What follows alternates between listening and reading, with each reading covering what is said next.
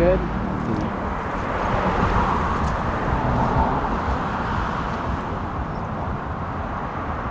So you live in Elmwood Park. Yeah, I'm Okay.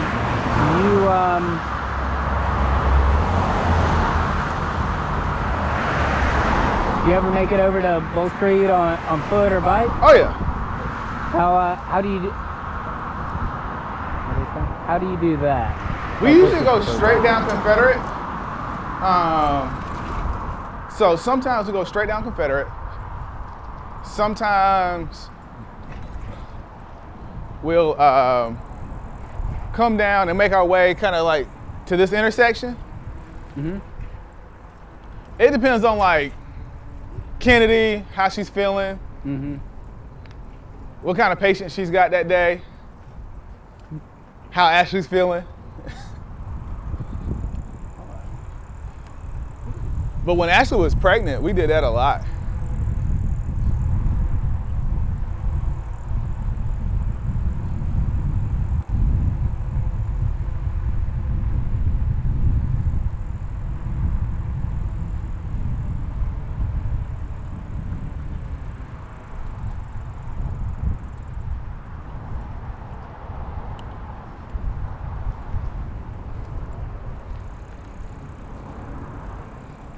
What about you? You guys make it over to Elmwood Park? Sorry? Y'all make it over to Elmwood Park? I actually go through every day on my way to work. That's how I. Oh, under the overpass? Yeah. So I usually cross there either at Curiosity or the next street up. Got car back. Yep. And then I go through there, and then I hop on the Greenway that we'll see at the end of this ride. And then I go down to the Vista, and either just go down Gervais or go all the way through the Vista to Blossom, and then cross the river there and get on the Greenway. They are making some real progress on this parking garage.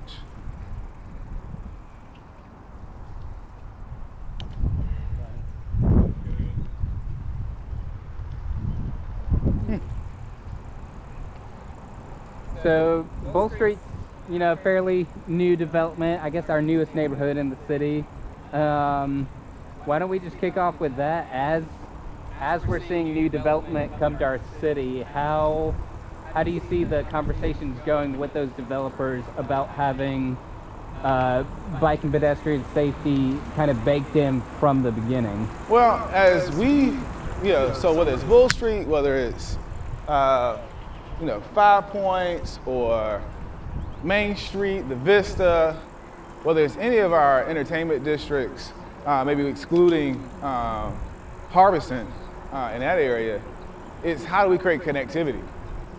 The question you just asked about Elmwood Park and going from Elmwood Park to Bull Street, that's what people want. When I lived on Main Street and I used to see you all the time, it was, where can I walk? How can I get from here to there and do it in an easy fashion where, whether it's, creating a great tree canopy so that in famously hot Columbia, I've got shade, whether it's making sure that I've got actual real connectivity from walking trails and sidewalks that make sense. I think that's what we have to look at when we look at new development coming to Columbia, whether it's new development that's coming to an existing district or whether it's development that's coming to Bull Street and helping us to create more taxable revenue in this area. It's at the end of the day, how can we make sure we're having smart growth that ties in everything that we have going on and make sure that it's giving our neighborhoods access as well. And I think that's what we have to do here in Columbia. I think that's one of the things that's probably unique from Columbia, Charleston and Greenville is we've got such sprawl. We have so many districts. We've got a wide area. Charleston, for the most part, isn't that large of an area. Greenville doesn't have that many entertainment districts to worry about the connectivity. For us, we're blessed to have the entertainment districts and to have such historic neighborhoods that surround them. is how do we create that connectivity, and how do we create synergy with, for example, the University of South Carolina and Benedict College and Allen University? How do we make sure that those students at those institutions are able to leverage their proximity as opposed to be confined by them? I definitely hear talk from students sometimes they feel isolated on campus. Yeah. I think that's not a quarter-mile walk away. It kind of seems too far to walk. So talent, what we've got to realize in Columbia is that the talent that we have here, that we aren't able to capture. Cities that are thriving are cities that are capturing that talent, at least while they have it for 4 years, but hopefully longer. And you're able to create an environment where everyone feels a part of the city, where they feel tethered to the city, as opposed to feeling isolated. And I think we've got to have infrastructure and growth opportunities that manufacture that for us. So you would say you kind of see college as a vital time to hook that talent in? Oh, absolutely. Very vital opportunity for us. You have to keep in mind, we're a city of 135,000 people. We have 60,000 students roughly that graduate a year. Our goal has to be, how do we keep half of our population, as much of that half of our population as graduating here, and a big part of that we've seen in several of the economic studies recently is around quality of life. People care about safety and education. They care about, our good, climate here. They want to be able to enjoy it, and when we have impediments to it, that hinders us. So. Certainly we've got to create incubation and opportunities where USC, Benedict, and Allen can converge and be on Main Street in a safe, positive way. But can y'all make this light? Nah, that's way. Okay.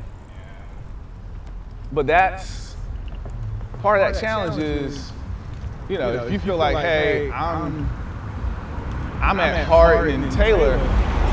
And Lord, I definitely don't want to go to 5 Points. Walking down 5 Points is a challenge. Or if I'm at Harding Taylor and I'm at Benedict College, and I know USC has some guest lecturer coming tonight, but getting to USC is a impossible task for me, then you've just effectively ruined an opportunity for a kid. So we've got to figure out how do we nurture folks, and, making sure that they feel like, hey, this is all one just cohesive city that isn't separated by boundaries. Historically, if you look at like Gervais Street, Gervais Street was a dividing line for both race, socioeconomic status, in a number of ways for Columbia. How do we tear down that boundary, that invisible wall? And I think infrastructure and smart growth has to be a part of it. I think it's figuring out how people feel how do we create that connectivity that allows for folks to feel part of it too. It's not an invisible wall, it's a physical one. We got to go around on this ride. Yeah. Is that red light flashing on your camera there? Yeah. Okay. Yep. Okay, looks like it's about ready. We're going straight? Yeah, we're going straight. On to Edgewood.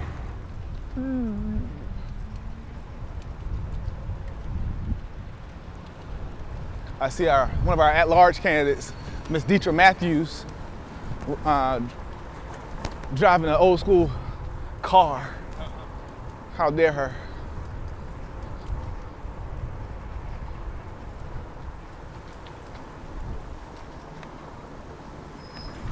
Sam, did you grow up around here? I grew up in the Northeast, so my mom is from Ridgeway. My dad is from Winsboro. So I grew up in Northeast Columbia when they moved to Columbia, and I graduated from Spring Valley. Okay. And then went to USC? Yep. I was a first generation college student. So what was it that got you to stick around Columbia? I am 11 years older than my brother. And so I wanted to be around my parents who were a little older when they had me. They were a lot older when they had Steven. So I wanted to be around to watch that kid grow up. Hey guys, how are y'all? Did y'all enjoy the cookout?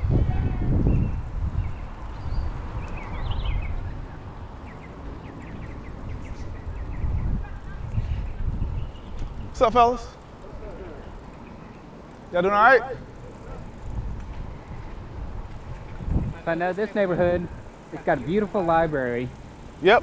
but fairly recently lost its grocery store right back there. Yep.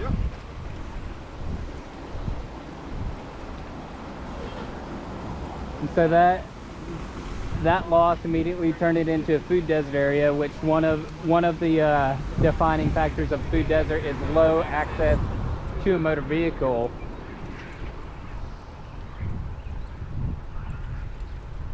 How do you see investment in bike and ped infrastructure working towards ensuring food security? Well, We're gonna turn left up here.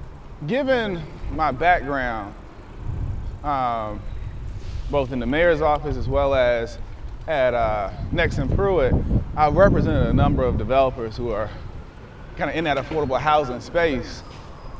And one of the things that you look at there is how close are you to X, Y, and Z, right? So how close are you to a grocery store? How close are you to a library? And when you go for low income, when you go to low-income housing tax credit scoring, one of the things that they look at is exactly that. How, what's the proximity? And so you're scored based off of it. And so a developer is able to get, whoop, I tried it. They're able to get tax credits. We'll let the bus go by.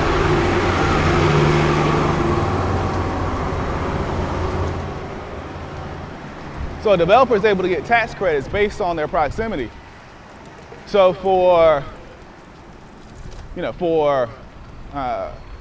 grocery store conversations, for a number of conversations, part of it is, how do you score? How do you make sure that you have infrastructure, whether it's, sidewalks and creating trails and connectivity, whether it's,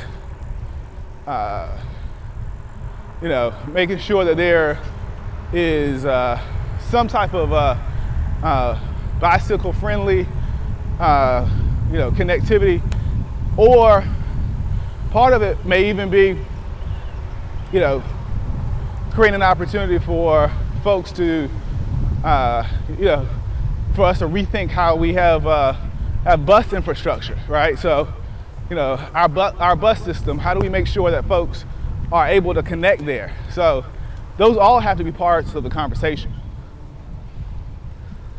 Smells good.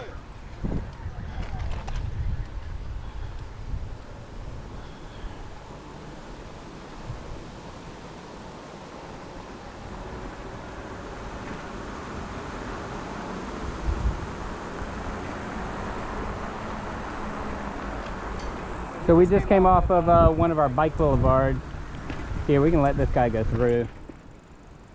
Behind it? Yeah, let him go through. I tried to follow you and do the avoid the speed bump. That one's got a little bit of a fatter tire. But I think that's how we deal with kind of food deserts, is we've got to look at how do we create better connectivity, and then also as we look at opportunities for more housing to come in, create density. How do you see density helping, I guess, both food security and bike ped safety? So density helps because you can, as new growth happens, you can have the private sector pay for some of that infrastructure, which is helpful because the city can't do it all. But then also, You look at, you look at density being able to, help make sure that a potential grocer says, all right, my performer works here. I know I can be successful, I can invest in this area. And I think that's part of the challenge that we have in Columbia, is that we got to have density and have that growth where, folks feel like, hey, we can invest in Columbia. It makes sense.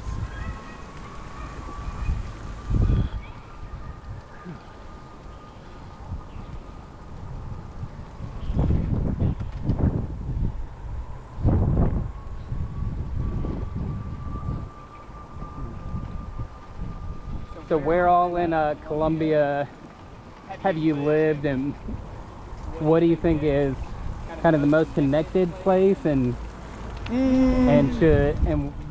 we're gonna turn right?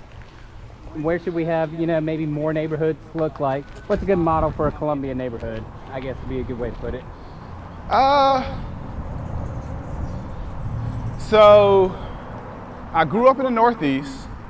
So first in a neighborhood called Greengate, and then a neighborhood called Hill Ridge, and in between, I live in apartments called Atrium Way.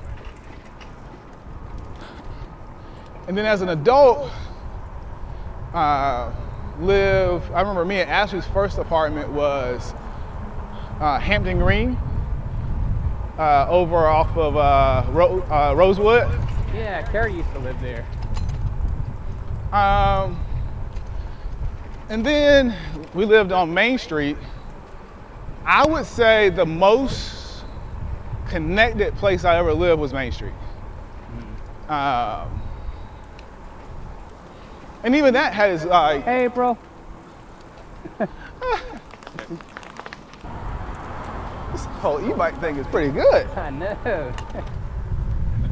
Yeah, this is one of the hills where I struggled the most earlier. So this bike has a kit called a switch kit. Yeah. And it's like a little battery and a new wheel, and has like a little throttle and pedal sensor to do all that. Yeah. Not quite as powerful. And it conked out on me as I was pulling it out of the shed for Tamika's ride. And it worked last week just fine, so car back. So I don't know what happened. I remember painting these apartments over here.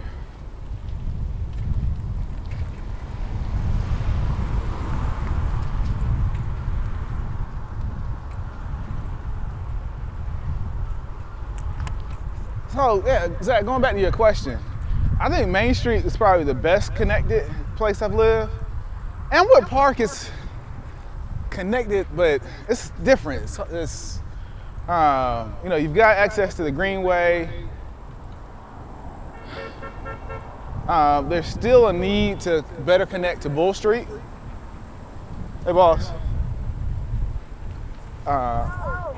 Hey, ma'am, how are you? Doing well.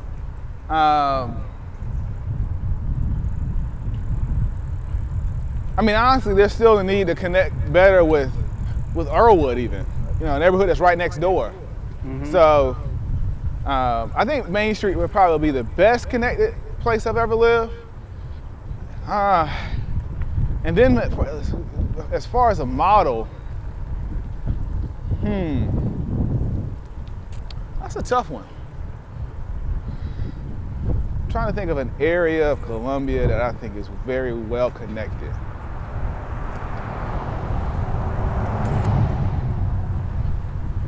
I don't know. What do you think of Cottontown or like the Vista or Five Points? I think Cottontown's getting there. I think in 5 to 10 years it could be there and connected. No, you good. I think the Vista, the second phase of the Vista is going to be interesting, right? So I think as we had this conversation around convention center expansion, more office space coming there, what they're doing right now to get William Street open. William Street. That's the, you know, that bridge that they're building, that kind of opens, like, you know, the work that they've done to kind of clear across Hugie. So if you know, if you're going down Hugie Street. I've definitely seen it, but I just can't quite remember where it is. But Yeah. I don't want to get stuck on that. Yeah, no. So, you know, like, depending on how that looks, I could see the vista being much more connected. But also, you don't have a lot of residential in the vista, so it's going to depend on what that looks like. You're gonna hang a wide right and then left up that first street there. Okay. On Westminster? Yes. Okay. First left.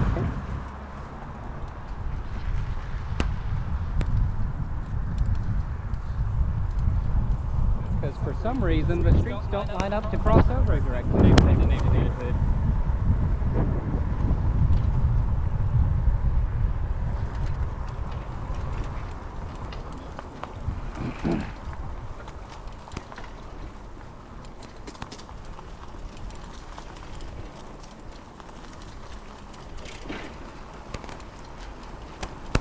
So, kind of where I like to make that segue. We just Going left or right? left. Sorry.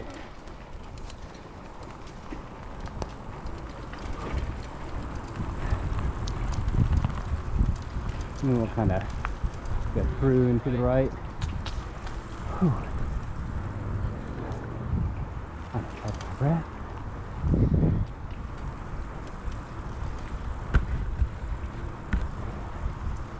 So seeing that difficult street transition from one neighborhood to another, and then seeing how the look of the neighborhood changed like that, Yeah. how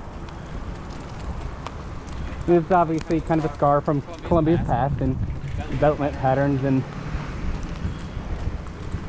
all that. How do you see future development and bike ped investment tying into equity as we move forward in the city? Hey guys.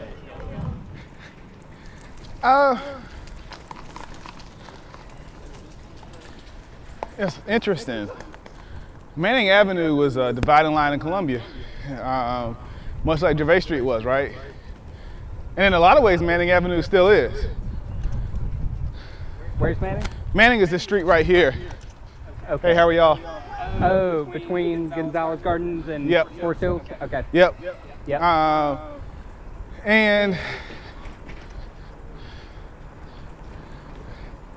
the challenge that we have is we got to be extremely intentional to rebuff that history, that 40 to 50 year history that you know that you have in Columbia is probably longer than that. And so,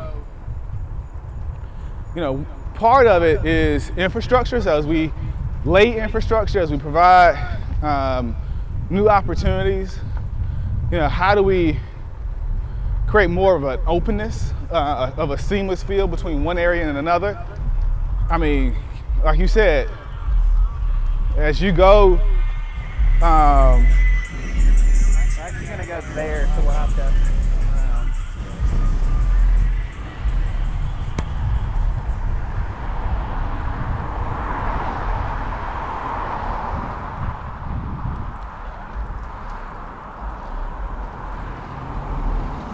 as you look at going from that neighborhood to Forest Hills, I mean, like you said, you could see the change, right? As you leave Forest Hills and come over here, I guess to the backside of Melrose Heights, you can see the change. How do we make sure that infrastructure is seamless and it doesn't, you know, you can't visibly look. I mean, I don't see a sidewalk over here, you know? You see sidewalks all throughout Forest Hills. How do we make sure that there's a seamless transition there? And that goes back to part of the conversation around, did it by accident that time. But that goes back to, you know, some of the conversation around Chief Health Officer. How do we make sure that we are equitable in how we lay infrastructure, that we encourage people to get outside and walk and bicycle, you have disproportionately, supplied infrastructure, and then wondered why some areas you see health disparities that are so vast and large. You have some areas where people are encouraged to be outside and that sort of thing. You have some areas where, not the case at all. And so, that has this, manifested itself in, and what we saw just now in that transition between neighborhoods. Yeah, just one street over. Oh, absolutely. And that's the thing. You can go from Elmwood to Earlwood to Hyatt Park to Seminary Ridge down to Northwood Hills and see a sea change in a matter of seconds. Yeah. Literally. So I know. Get up to the stop sign. I noticed your seat kind of slid down. Yeah. On the right, if you want to readjust it. Oh, no, this is perfect. Oh, okay. Alrighty. Turn right. Okay. Maple.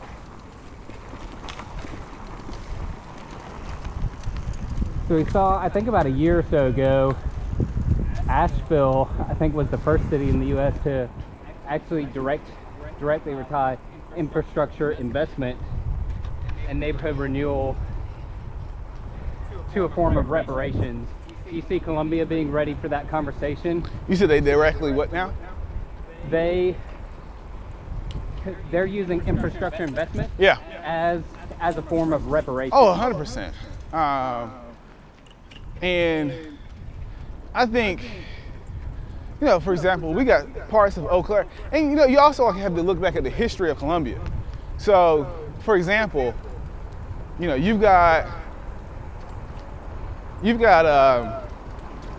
a very vast water system now, but that water system has been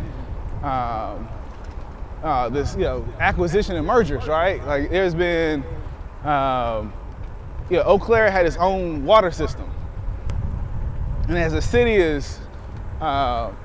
has acquired that and expanded and grown and expanded its boundaries and provided water service to other communities and that sort of thing, we have the water system that we have today.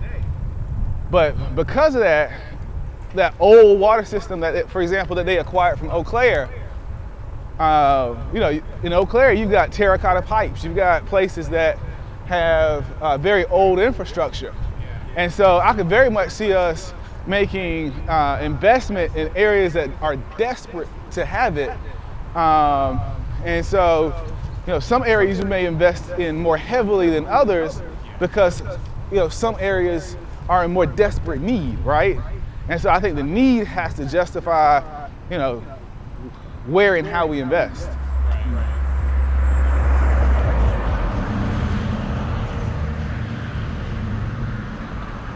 You ever ridden down the Millwood? Have you ever ridden down the Millwood bike lane? They look safe enough for you? I'll pass. Given off what I've seen off of Millwood at times, yeah, I'll pass. What do you think would be a bare minimum on Millwood and streets like Millwood for you to feel comfortable biking on? Well, the interesting conversation that we're having right now as a city is what's the width on our greenways, right? So there's a conversation that probably 3 years ago, there was the city and county got together and said, we're going to require 14 feet for our greenway trails. And looking at that, that's probably, 5 feet? Yeah. Nah. It's 5. Yeah. I think the bare minimum legally required. 3? Oh. Oh, wow. Never mind. So 14 inches on Blossy Street. So yeah, I think if we're having a conversation whether 8 or 14 for a greenway, and that's 3, I think we got some work to do. So I think I would love to see at least 6, double it, if not 8.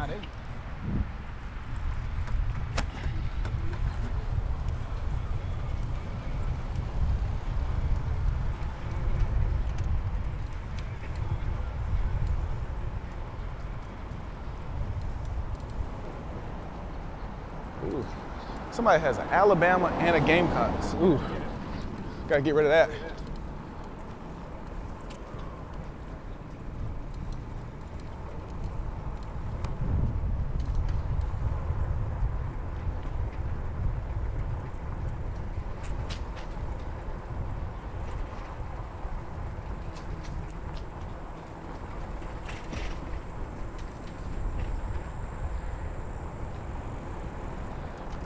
They had a no football or event parking. They had a no football or event parking yard sign. Oh, yeah. And I'm like, you don't live by the stadium. Like, yeah, that much? That must be Alice's house. Pretty far away.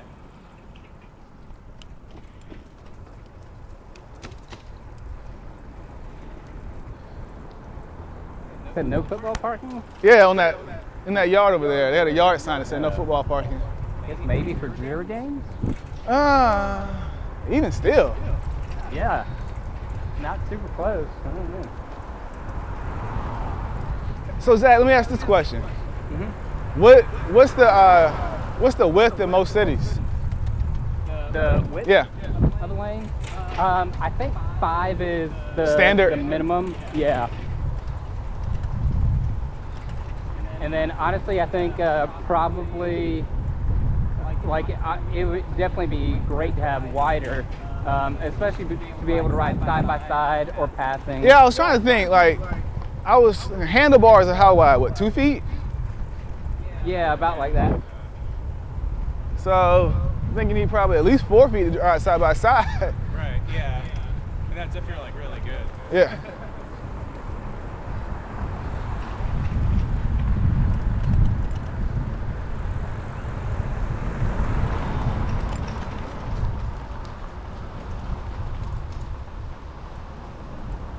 How about Divine Street we just crossed over? Oh. Pretty busy commercial district, right in the middle of 2 neighborhoods. Yep. Not exactly the most pleasant place to walk the shop. Or drive a car, or park. Anything really. Yeah. How does a better Divine Street look? Well, I think you have to make it single lane. Right now, we got to be we have to be very realistic with ourselves. It's not Divine Street as it's currently designed is not wide enough.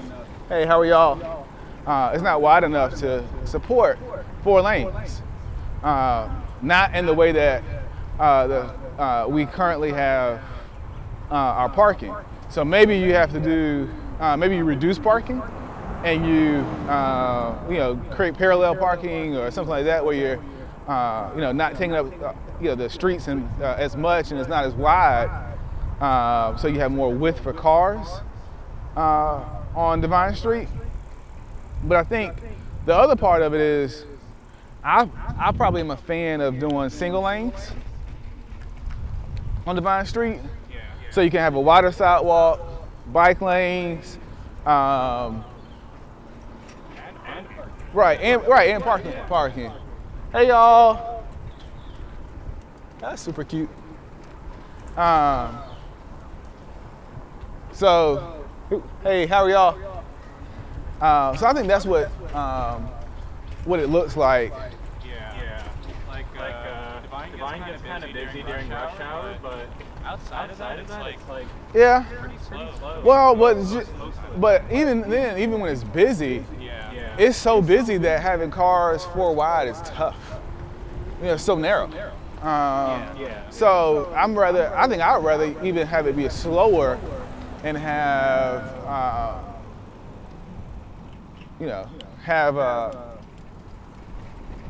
it be single lane in either direction, parallel parking, folks comfortable riding a bicycle, folks encouraging people because you have so many runners, you have so many folks riding bicycles. On the thoroughfare, you got Anytime Fitness right there, so you have people working out. Create an environment where everybody feels comfortable, cars included.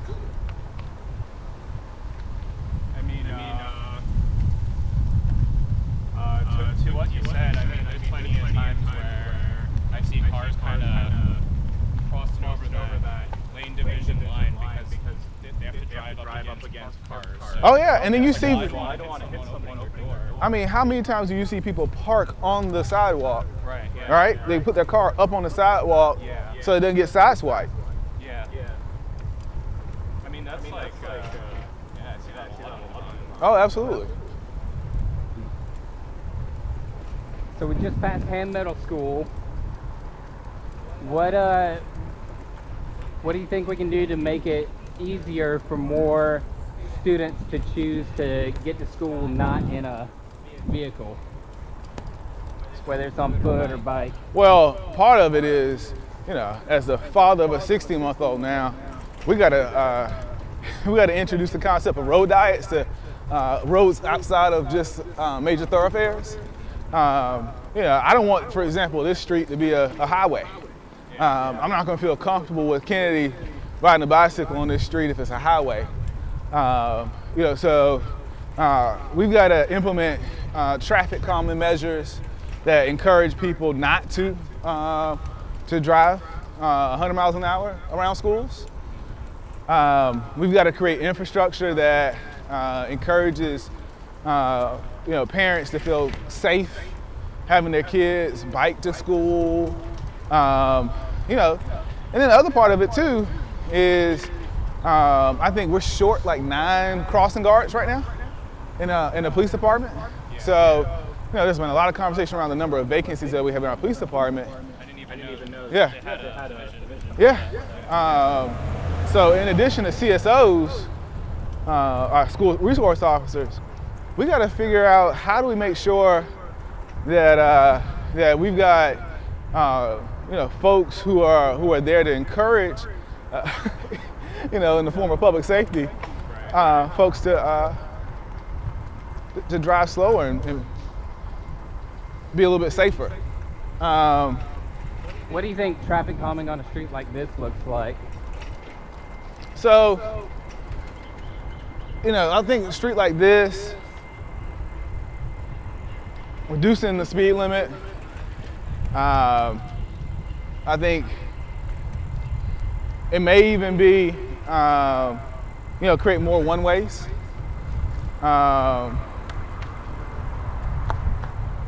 So a street like this, you know, you only have to worry about traffic coming from one direction. So you know, measures like that. You know, I think speed bumps. What?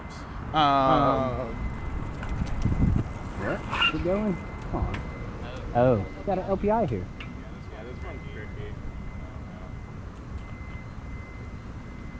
Like the brakes.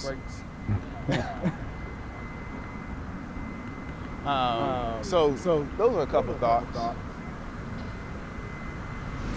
Hey, That was our time. I guess so. What are you going to do about this particular stoplight? It's like, oh, I know this shortcut to get there. And then they'll blast your neighbor for 45 miles an hour. Oh yeah. Yeah. Yeah. That's kind of terrifying. Not for me to come in your car, but Let's see. I think we can make it after this guy. It's actually legal in South Carolina to go through a red light on a bicycle or motorcycle after you've waited for a while. We're going to go down and straight through, left on green. is he laughing with us or is he roasting us? I think he's roasted. Yeah.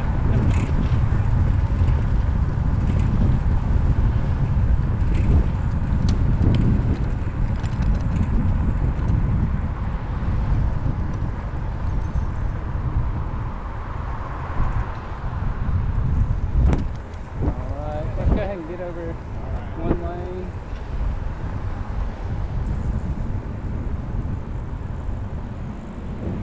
So we're currently in the most dangerous street in the state.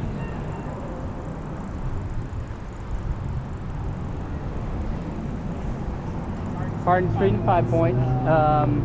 What does a safer future 5 Points look like around here? Well, I'll tell you, traffic calming is a big part of what you got to do here. But I think you do that by a number of things. I think part of it is, you know, this can't be like it's just strictly one use district. It's got to be, you know, it's got to be a place where you can live, where you can work, where you can play. You know, I think when you look at where 5 Points has to go, it can't be, it can't be the go-between. You know, where we're coming here only to drink, or we're coming here for this or for that. It's got to be, you know, we live here. This is our home. It's got to be more of a place that, you know, people have ownership in. You got to have people who work here, who are invested here and want to see it look a certain way.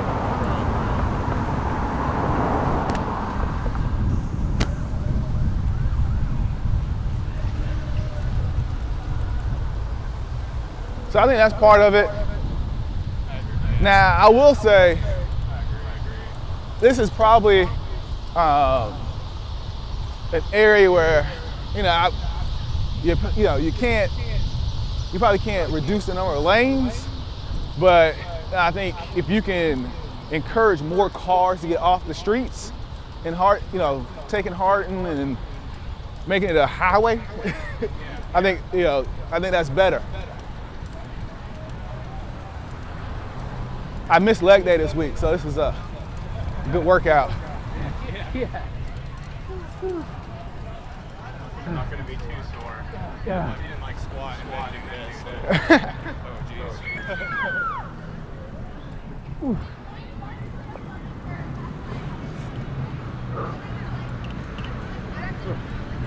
Going straight? Yeah. Sorry. We're going to go straight all the way past Darla Moore, make a right on Lincoln.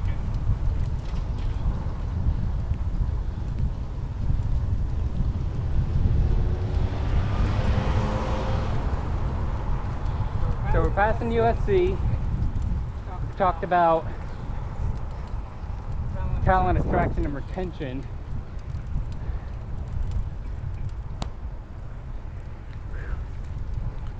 What are some of the ways that, as our new crops of freshmen are coming in, to encourage them not to even bring a car to Columbia in the first place?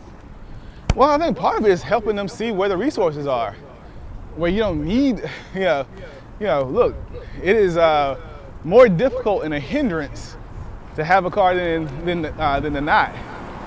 And I think that's, something that, when we start talking about a town and gown relationship, I think that's part of what's missing. Yeah. People, they, you get here, you realize I'd rather not have a car.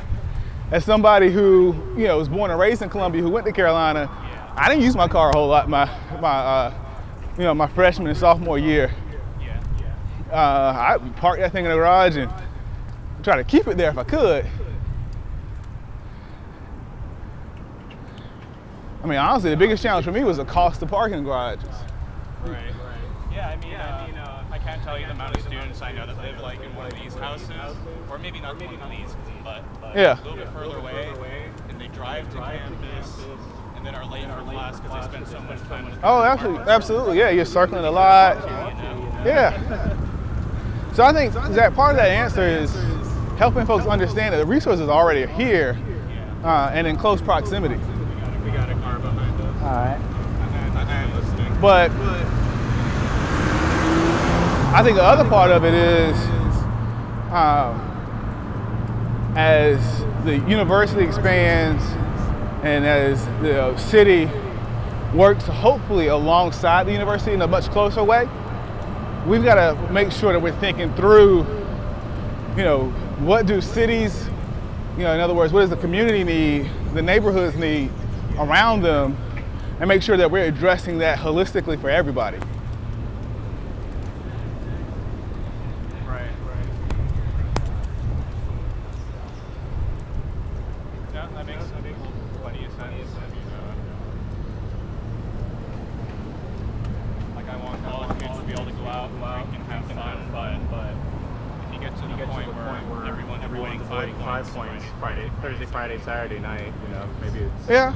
And I think that goes back to, his question too. When you start talking about like a live, work, play district, 5 Points has to be a kind of place where, everybody's saying, regardless of the night, it's a place that still, we can, me and my wife can still go have dinner there. College kid can say, all right, I can walk, I don't have to have dinner in Russell House, I can walk down to 5 Points and have dinner.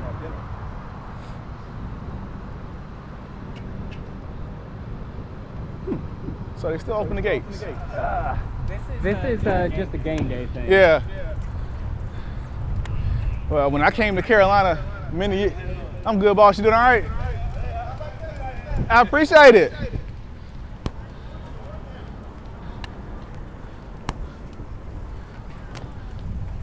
I guess I'm cheating, not using the bike. So you remember when it opened at night, all the way through. I remember they used my first day at Carolina, they were giving away free food in that courtyard right there. Oh, okay. Yeah. I was like, this is a great place. Yeah, Jimmy John's there. I was like, wonderful.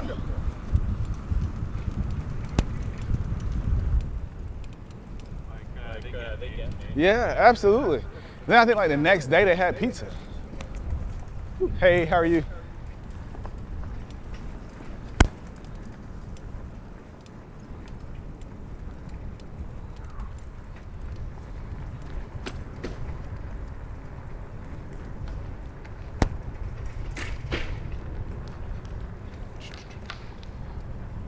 So you've seen the transition this area's gone through in the last decade.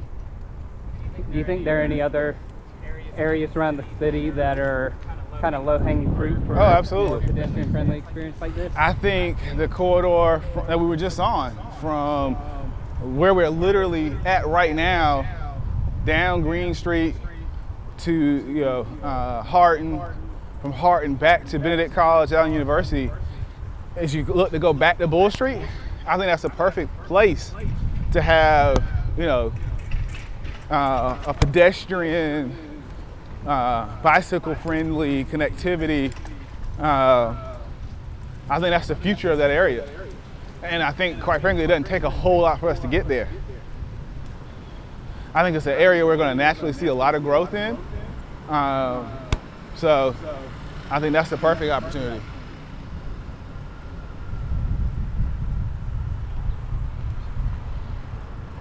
Said probably wouldn't take as much work. What do you think are some of the kind of biggest bang for your buck type projects that we can do to get that impact without spending a whole $4 million or $40 million, however much we're getting on one project? There's already a DOT charrette for Hart Street.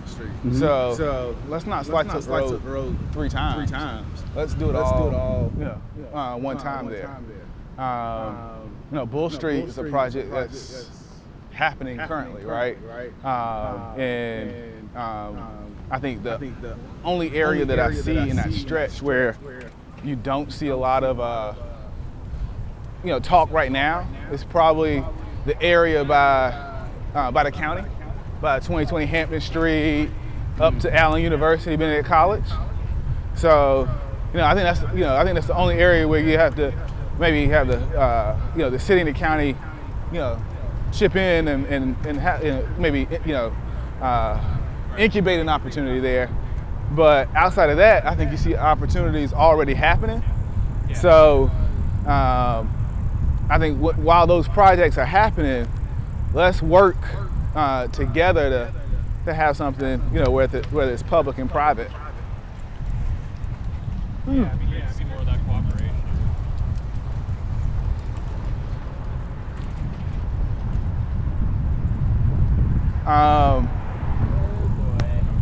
I think it depends on what the convention center expansion looks like. As we were talking about, what? Yeah. Where's that car going?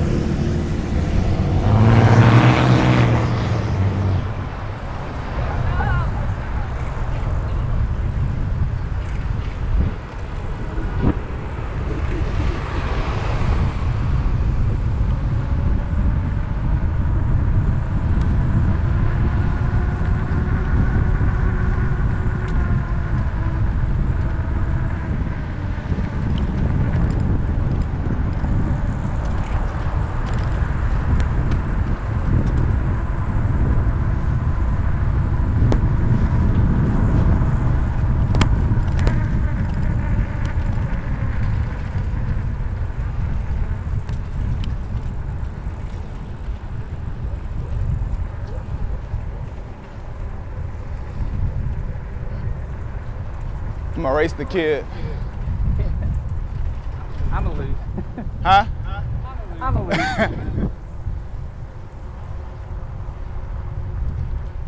So I think that was a good bit of game day traffic. And I think somebody had a bad muffler.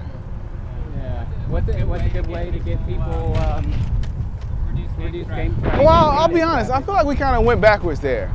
I think for a couple years we were doing a better job of using the shuttle system and yeah, Comet and all that good stuff. And I think we kind of went backwards a little bit there. And maybe some of that's related to COVID and that sort of thing. The shuttle system. Yeah. But like I remember me and my wife, when we would go to games, we'd rather just park our car. And actually what we did a couple times is we live in Elmwood Park, so we walk through the tunnel and just come up here. Yeah. Mm-hmm. Catch the shuttle and, you know, go ahead and hop on the shuttle, go to the game and come on home. Yeah, I used that shuttle a few times. But I think, reconstituting that, and like I said, I'm sure, it seemed like it was a much more, yeah, it seemed like it was much more utilized a couple years ago. So maybe that is a victim of COVID, but I think that's part of it. Now I will say, I think Assembly Street still needs a road diet. Yeah. I think we need to widen the lanes, or widen the median, excuse me. So I'm a big fan of, reducing traffic on Assembly, but I think also, another corridor is Hughie to Whaley. That area needs a lot of work too. I mean, it's great to hear that because most of the time we talk about traffic calming in terms of assembly, people on both sides are like, nope, we're never going to be able to do that. Oh, I think we can do it. And I think commerce goes up.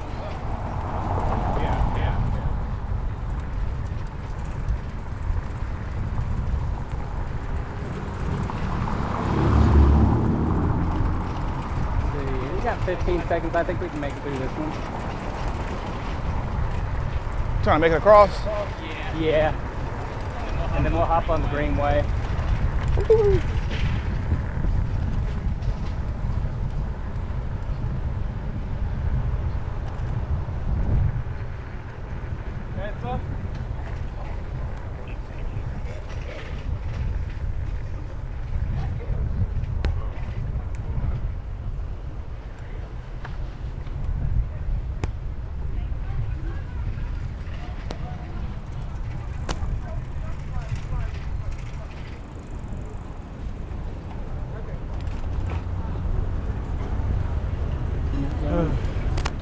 You going or not?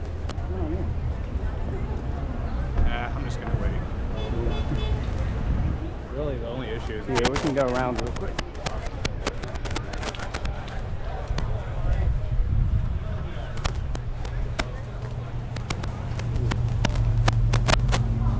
You want to wait for us to stop signs? Sam's right there. He has made it.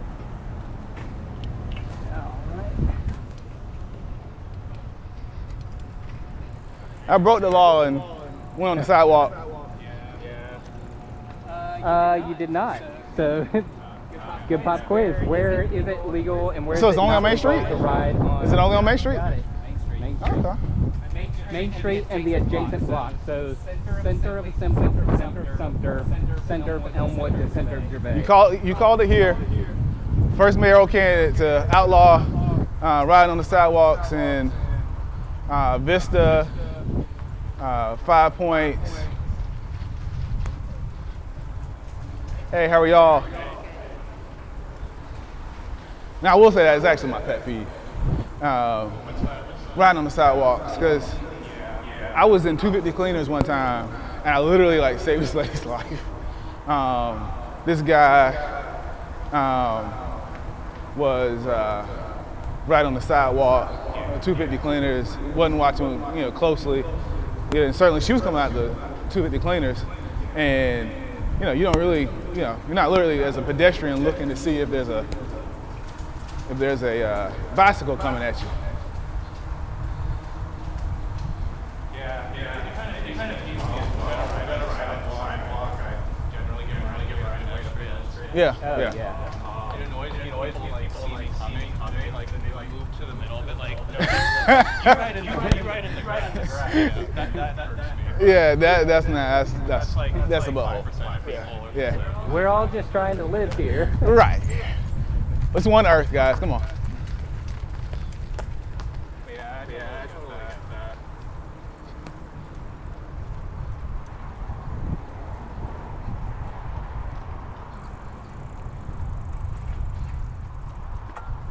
The Hawk signal.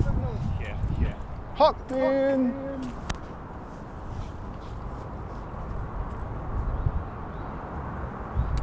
Got a question for you, Zach. You are able to do one thing and one thing only to make it more bicycle pedestrian friendly in Columbia. What is it? Besides vote for Sam Johnson.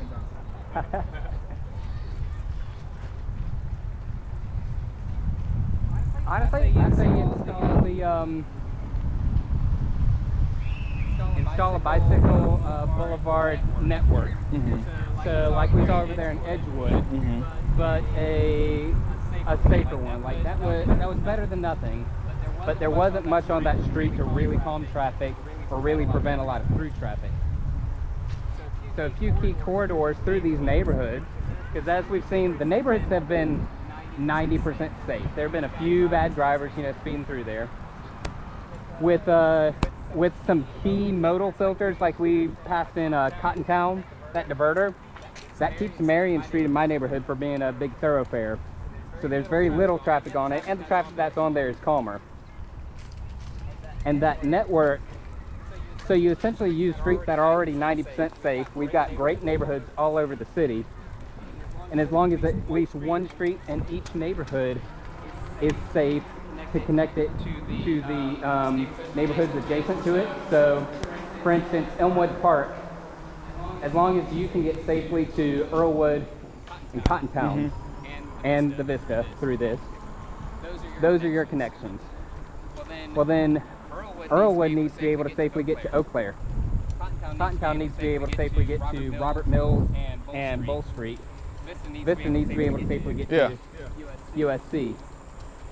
So if you've already got those safer neighborhood streets, then your pain points are the transition. So it was a huge improvement when we got that crosswalk from Cottontown to Bull Street right there. Yeah. It's not the best crosswalk because it looks like they did the bare minimum. And honestly, I think more stuff like this, the people that are making the decisions, getting out there and seeing what it's like in person. Because that, honestly, it looks like that crosswalk was designed by someone who never tried to cross Bull Street. Yeah. Because it pushes you right up against 45-mile-an-hour traffic. It's not as wide as it could be. Not as visible. That's the one thing I noticed is not wide at all. It feels like they have... It feels like you're threatening a needle. Yeah, it feels like an engineering handbook had guidelines, and they took the bare minimum that said this counts as a crosswalk, and then moved on. But yeah, so designating one street in each neighborhood at least to be a safe thoroughfare, and then for each end of that street to have a safe crossing to the next neighborhood in the network. And then you can get from Eau Claire to Shandon by hopping neighborhoods, and you can theoretically do that for way cheaper than installing one protected lane down Assembly Street. Found the bell. So that's just kind of my thoughts. And so it's like, that's why whenever a lot of people ask about bike lanes and stuff, and I love bike lanes and at least protected bike lanes, but I almost feel like that's the wrong question. I feel like maybe what you asked is a better question, but kind of just expanding the idea of what does bike friendly mean, because on every street it's not a bike lane. Marion Street in my neighborhood doesn't get a bike lane. It's pretty perfect. And so yeah, if more neighborhoods had streets like mine, that'd be pretty good.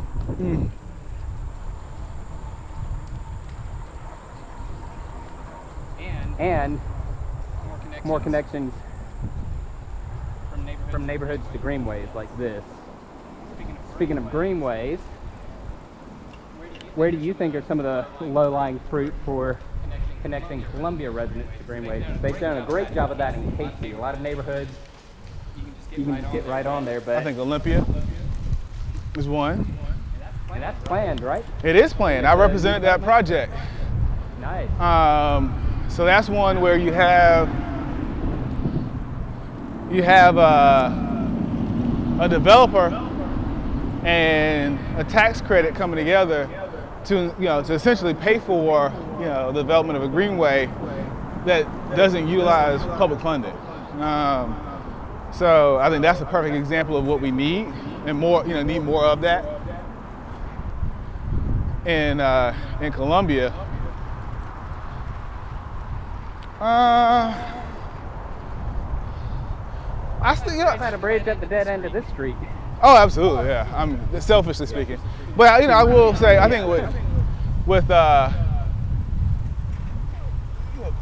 depending on what happens with Clear Dot, this charter school, and kind of what that looks like, then maybe that helps facilitate that. Mm-hmm. I would love to see that be a part of whatever project happens. Were you in the meeting that they did with the neighborhood? Yeah. I was in that neighborhood. Meeting, and then they've revised their plan. They've since revised their plan. Okay. To have less traffic, less of a traffic impact on Benton. Going straight. Yes. So I think this corridor for sure. Yeah, all the way back behind mine, which we'll see in a second. So that's one. I think about, again, that corridor around Hart Street, kind of, right behind Page Ellington Park. I think with the development of MUSC and exactly kind of what that looks like, I think that's a perfect opportunity. You can take it through those neighborhoods and corridors behind Reed Street, connected with Pinehurst, kind of where we were before, as well as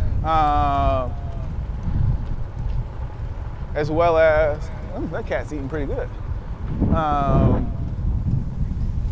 Taking it back down Hart Street. Left or right, left or straight? We'll go left. We'll go by your place. Cool. Do you know? I can't remember the one from Page Ellington Park. Is that supposed to connect to this, or just go straight down the creek to the greenway? It's supposed to connect. Yeah. Okay. It's gonna do both. Is it gonna do both? I would love for it to. I think it can. The conversation has always been about it connecting to here. There hasn't been a whole lot of conversation about it connecting down there. Okay.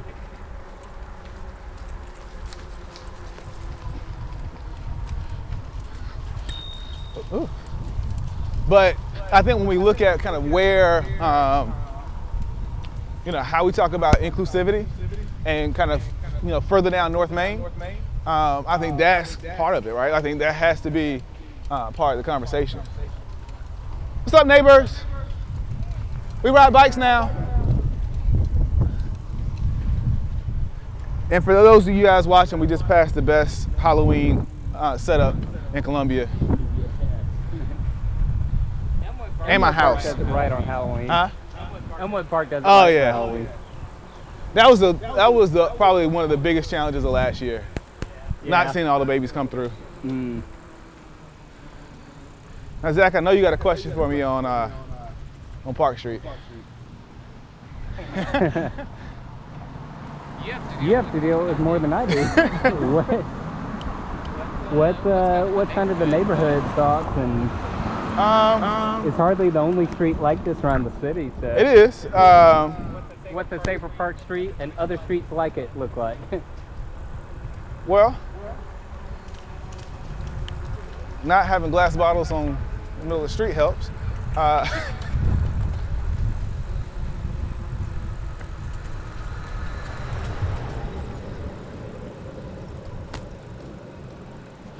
So I think part of it is like on Park Street, you've got speed bumps at the very bottom of the hill, which doesn't really help.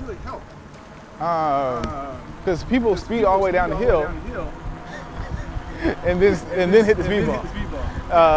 So in other words, they fly very fast down the hill, and then you got a speed bump, which kind of like, doesn't really help.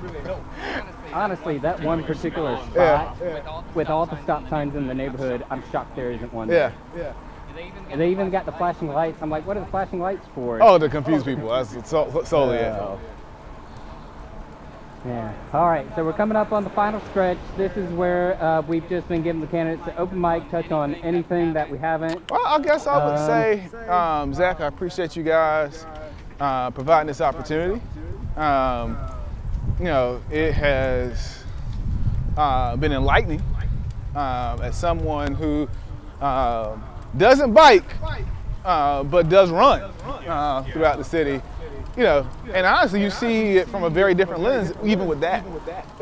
Some of these streets are streets I do run on. And so, biking, you see it from a totally different perspective. Oh.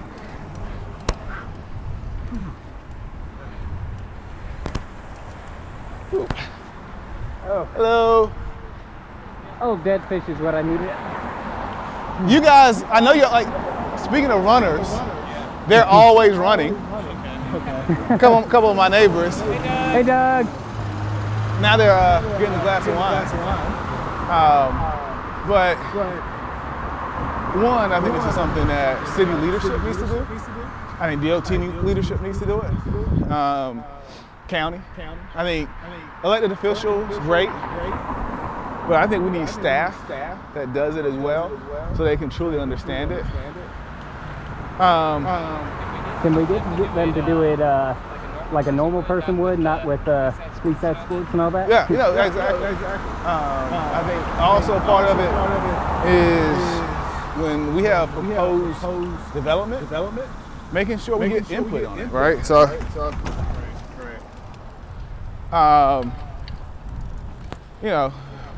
it sucks to go ahead and have a Bull Street project that's one in 50 years, right? 60 years happen, you build it out, and then you come to find out you did it and it's too doggone narrow. Let's get it right the first time, right? I think that's kind of what I see from this conversation is let's get more input. I want us to see the type of growth and development that we've seen in the last decade, just more of it, right? I want us to grow more. I want us to have more opportunity in Columbia, but we got to take advantage of this strategically. It doesn't make sense to carve up a road 2 and 3 times. Let's make sure that we're doing it right the first time and really, getting the biggest bang for our buck.